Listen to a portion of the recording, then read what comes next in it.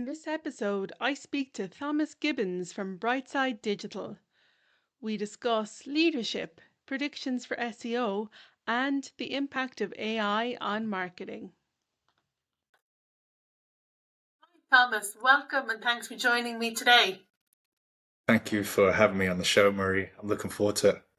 Yeah, so to get started, can you tell us what kind of companies you work with?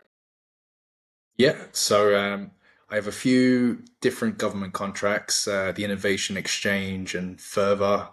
They're quite big startup and kind of SME advice kind of businesses. They're very good. The Innovation Exchange is very good at getting SMEs in front of corporates. That's their model, and Further is for all inspiring businesses.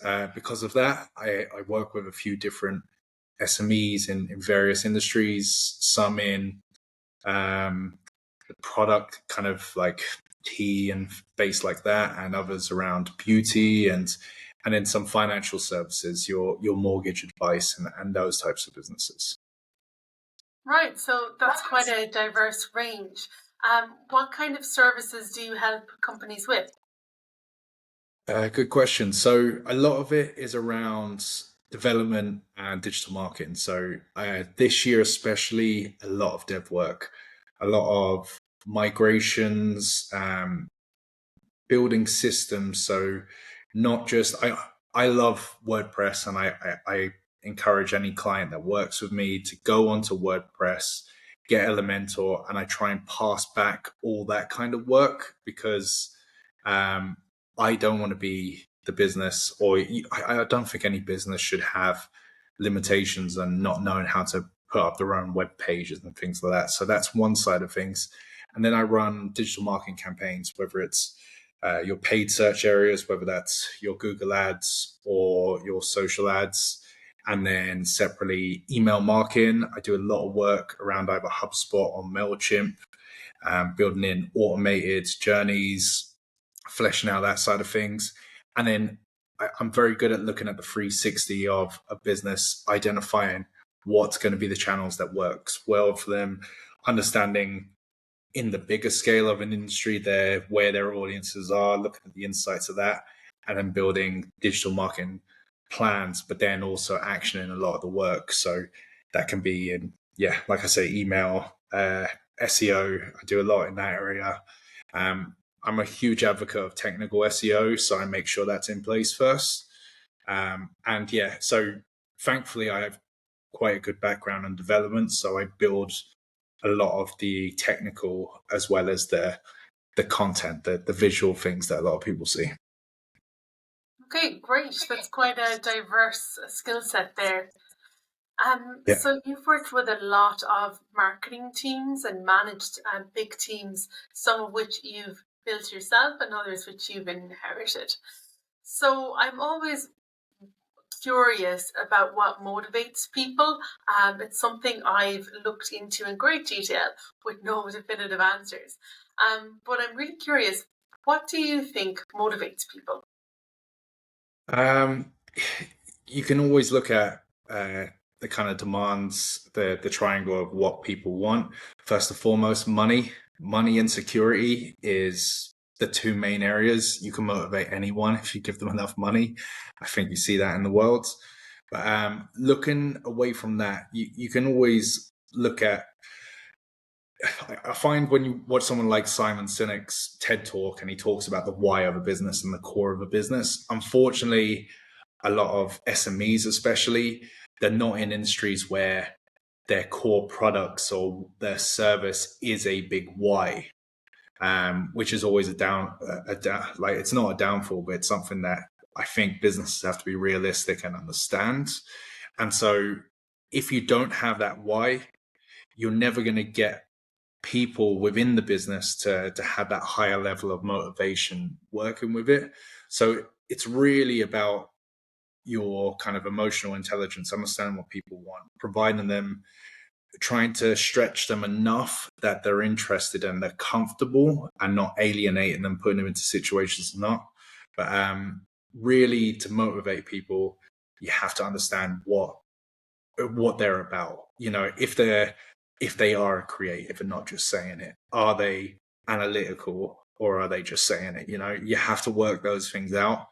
And especially when I was running bigger teams, when I was CEO of the TEFL Academy, especially, it's all about trying to understand the people involved and understanding, okay, you're actually best placed in this project right now, or this area. And then a lot of the time, especially for leadership, you always have to ask people that, or you want to help people do work that you would do yourself. You have to find something that's gonna fortunately for me, and me just talking a minute ago about what I do, I've pretty much learned every aspect of digital. So I'm not going to challenge someone and to put someone in a position where I can't put an arm over them and say, look at this, or train them around this. But you do, because of that skill, I'm very good at understanding, okay, they are great for this, or they're going to be, looking at their phone for 20 minutes a day because they just want something different to this scenario. So yeah, it's really, motivation comes from understanding people. Yeah. So what I got from that is that people are motivated by money. That's a common denominator. Beyond that, it's at an individual level. And in that case, you need to figure out what people's motivations actually are. And sometimes they don't always know that themselves. You might have someone who describes themselves as really creative, but they're not. Or someone who thinks they're really analytical, but when push comes to shove, they might be more creative. Would that be right? Yeah, and people are complex. You can have someone that's high energy, and some they come in a week, something's happened personally, and they're on a downer, and you just have to understand and kind of read the room around people and say, listen, I'm going to take pressure off in this scenario because of you have to make those decisions. It's a lot easier leadership wise being in the middle of a business than externally as well, which is always when you're assisting or training and helping a client, so to speak. Yeah, definitely.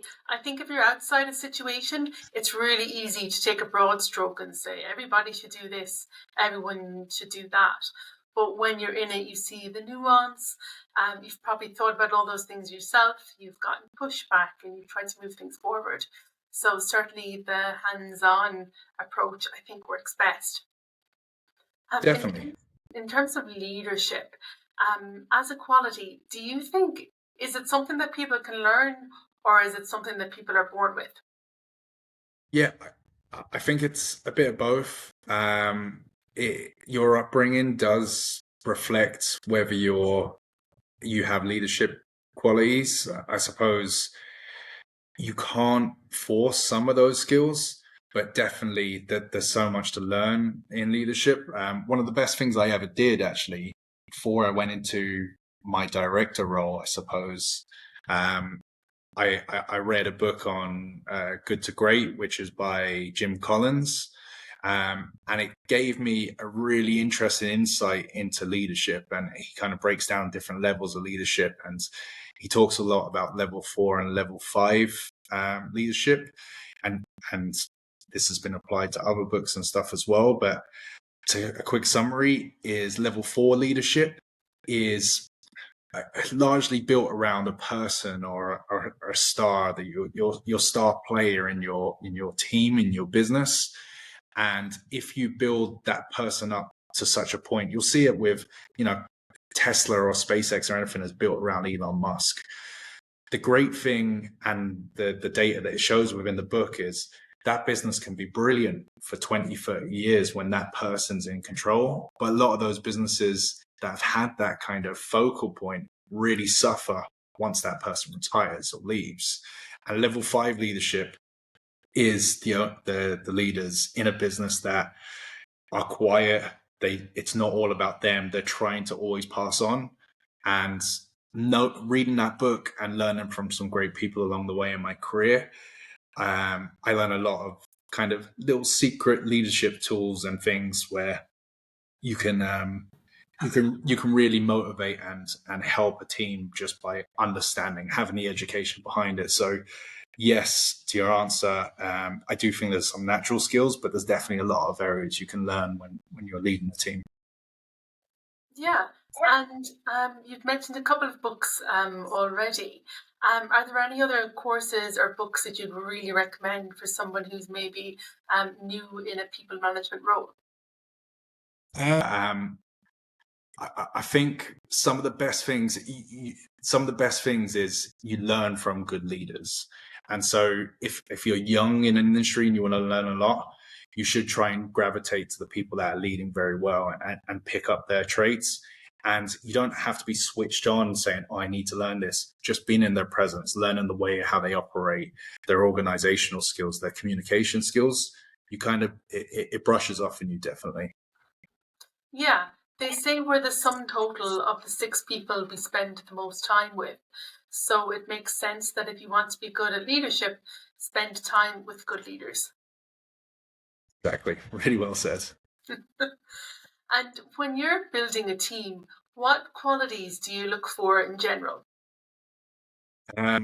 You cannot be someone that is good natured and good spirited and really does want the role for all the right reasons. If someone in an interview process shows a huge willingness to learn, someone that just wants to be a sponge, but also seems to have a good nature and common sense around them, that they're going to be, they get that they're one of a team, especially when there's a team around them. It's very important to have someone that has those traits, and I would choose that over experience every day, actually. Okay, so you would choose someone that has like good nature, someone that wants to learn, someone that wants to fit in and expand in the team. How do you assess that quality? And is there a way to dig deeper to see if what they're telling you can correlates with, say, the reality? Yeah, I when I'm in an interview process, I'm always given a test. I always do a two set, at least a two set interview. I try not to go into a three because of the time it might take for the other candidate. But I'll definitely do some sort of tests. But when I'm trying to find out their character, it's very difficult when you're meeting someone for the first time to get their nature. And people always, in an interview process, always trying to show themselves their best self, but they also could be nervous and things like that. So you're always trying to change that. But one of the things at Circle K, actually, that I always used to keep an eye out of is how they would be with the receptionists or members of staff that might be the face of the business when you walk in the building, but it's how they're going to be around other people. That's a really good testament and a way. And it's hard always saying these kind of tricks, Marie, because you don't want the wrong people to hear that and then present. Yeah. But there is definitely, there's you you have to have a level of emotional intelligence around yourself to understand if someone is kind of good natured in that way. But the way they interact with other people, everyone's kind of nice to their boss to some extent. It's actually when they're around their own peers or peers that they might deem below them, that's a really good sense of someone who has good nature or not. Yeah, certainly. For me, I've always thought that the interview process is a bit broken. You know so much about the candidate before they come in, but all they know about is what they've seen on the website, and some of them don't even bother with that. But definitely, when you go into an interview, you have to impress. But it's really meant to be a two-way street. It'd be like if you had an online date with someone and you meet them for coffee, and you know after 20 seconds that you never want to see them again. But as a candidate, you still have to act like this is still the dream job, because you don't want your reputation to suffer. But I think things like, and this is never part of an interview process because it might be too daunting, but if you could take them for coffee or for lunch, because the environment is so out of it's so unusual from the office environment that I think you'd really get to see how they treat the wait staff. They couldn't hide that for, say, 30 minutes in a public environment. So that's one thing that I think would help. But yeah, as I say, I think the entire process itself is a bit broken. Yeah, I'm very much for that, especially when you've whittled it down to a few candidates, and you hit the nail on the head with the website and things like that. I was always very open-minded in the first interview that people might not have done that particular research, and I wouldn't hold it against them. It was normally the task or work I do between interview 1 and 2 is when I'd expect a bit more professionalism and for them to take it seriously, because really the sign of them getting into the second phase would be, I'm seriously considering hiring you. There is expectations to be here. And that would be made clear in between. The task would always revolve around something. See, a lot of my hiring was around marketing. So a lot of tasks could be something within their role, but always specific to the business, or it wouldn't necessarily be specific to the business, but I would incorporate and want them to acknowledge they've been around the site, and there'd be certain things that I would always try and, especially in the first interview or in the text after, in me setting the task, I'd be highlighting what we've just worked on or what we've just done, because especially if you're joining a team, you're almost setting the bar of, this is what we're doing currently. This is what we've just done. How are you going to assist in this process? We know your role, but if we had you for that campaign, how would you assist? And that's when you see the enthusiasm, the will to learn, the will to work, and more acknowledgement about the business you're working for. Yeah, that makes sense. For me, I've always been against the task at a senior level. If it's an entry-level position and the person has no experience, of course, set them a task. You want to make sure they can actually write a social media post and write an email. But I think if they're at a senior level, I really don't like the idea of doing tasks, because I think they should have a portfolio. So like that, if they've written a series of blogs or emails, or if they worked on a web campaign, I think that would speak volumes, because it's work they've actually done rather than something they're doing bespoke for the company for free. And the work they've actually done for the company is what they would be doing day to day anyway. So presumably they've put 100% into that, or else they wouldn't be sending that on to you. So that's my 2 cents. Yeah, love that. Yeah. I have and probably will do the task thing, only because with senior roles especially, and it depends on this task that we're talking about, but you don't want someone to just get by just ordering. It depends on the size of the business, in fairness, but I want to see that level of work within them, whether they're going to be doing the work or not. And there's a lot of people that can talk the talk, especially in the digital industry, and don't necessarily roll up the sleeves and do the work then. So I would always be trying to keep a keen eye on, are these just a talker rather than a doer? But that's how I see that. Okay, great. So as you said, obviously you've led a lot of big teams. How do you find the balance between being like a supportive and likable leader versus being just an out and out people pleaser, trying to get along with everybody?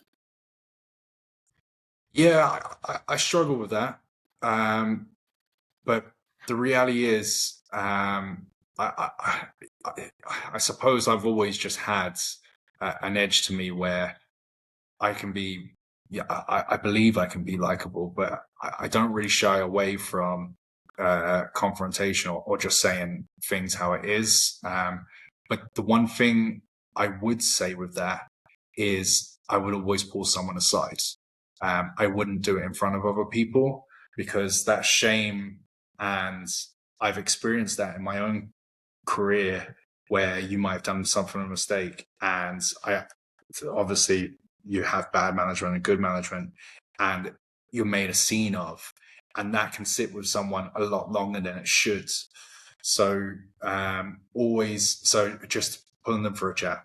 Yeah, it's as simple as that. And it's really, if someone is being a leader, if someone is underperforming, that's when the task is difficult. If everything's going well and the team's happy and everything else, that's a great moment. But when it's the flip side and things aren't going well, that's when you're actually really doing your job. And pull people aside, but also give people a plan and expectations. There's so many tools out there that can keep an eye on people's work or certain things.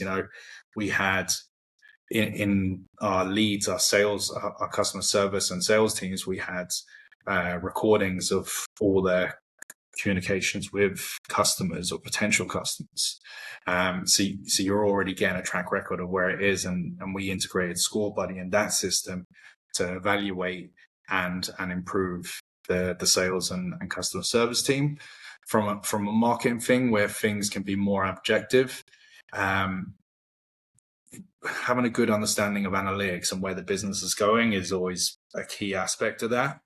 But and there's loads of reasons why people might be low in performance. It might not be your business or the management. It could be something externally. So you have to, again, I go back to something that's not talked about enough, but emotional intelligence and understanding that everyone's different and their buttons are pushed in a different way. And it's just about understanding your members of staff.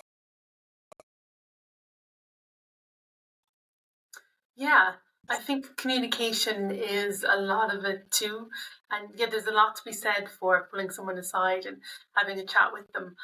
If you do it in the right way, it can actually build a relationship with your employee because they know you're being honest and open and you're saying it to them, not about them. And if there's a plan, they can upskill, and those new skills that they learn can help them throughout their career.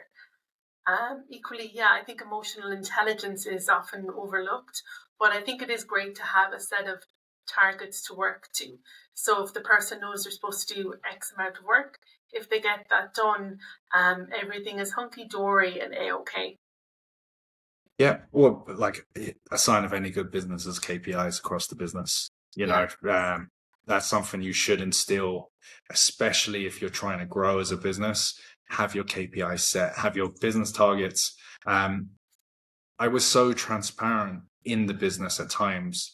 I would give the kind of overall business goals and objectives. And for the marketing team, we had a marketing calendar that would be updated with everyone's targets. So it was there in front and center. And especially when I was CEO, being so close to the numbers every day and trying to think of, so many different spinning plates and departments and different time zones, you could see quite early when the performances would dip in. And a lot of the time, you just have a call first and foremost just to see, okay, what's the reason for this? What do you think's happening here? And what do you think of this? And really start pushing it down. And like you say, communication is key, but a good leader would be anticipating the downfalls and the issues that might be arising. Yeah, definitely. And moving on to more technical matters, we hear a lot about ChatGPT and AI in general. What impact do you think AI is going to have on marketing in general in the coming couple of years? It's going to take a lot of jobs. It's going to take a lot of jobs, but it will take them in its current form, and we have to adapt, especially in marketing. I use Write daily now for content and producing content in different areas. And that kind of content I can produce posts and articles in probably 10% of the time I previously could. But it's not, AI is always going to need that human impact and to make things more human. But the impact of AI in general is it's a huge time saver right now. there's more than enough platforms that could apply to, I believe, every business industry out there. But especially in digital marketing and coding.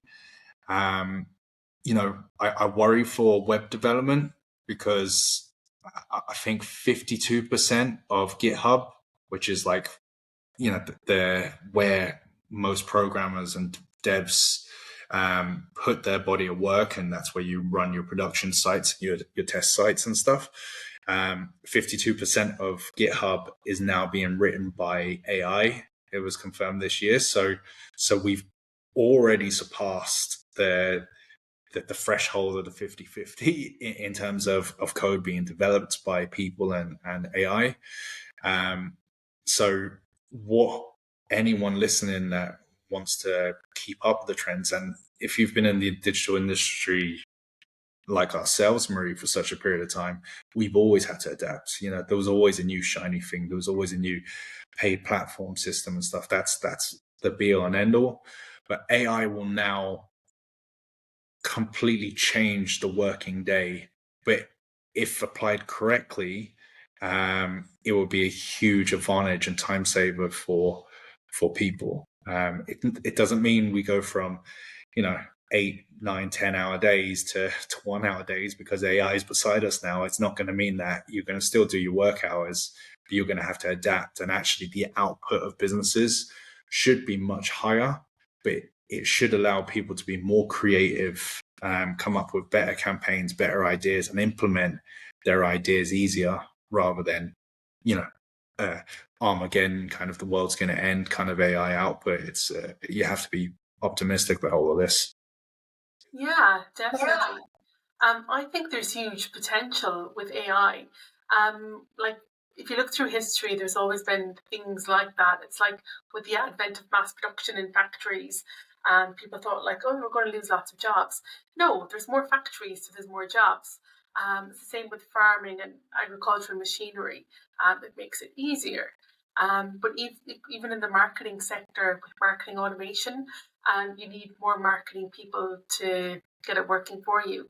I think with AI, there's going to be more need of people who know how to use it correctly, and there could potentially be more jobs for people within that sector.